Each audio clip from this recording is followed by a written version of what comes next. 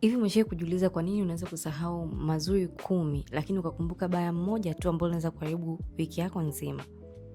Okay, kwa mfano, umepost kitu kwenye Instagram, TikTok au Facebook, tuseme ni video au ni post. Zikapokea comments nyingi na nyingi zikawa ni nzuri, lakini kuna hiyo moja inaweza kukuharibia siku nzima. Kama imeshawahi kutokea, hauko peke yako. Hasa hii kisaikolojia inaitwa negativity bias. Ni hali ya ubongo kuweka uzito mkubwa kwenye zile taarifa au matukio hasi kuliko zile chanya. Sasa kwa nini inajitokea? Ubongo uliumbwa kutusaidia sisi kuishi. Na ndio maana zamani mababu zetu walihitaji kugundua hatari haraka ili waweze kujilinda. Kwa sababu ukikumbuka kilichokuumiza, una nafasi kubwa ya kukiepuka siku zijazo.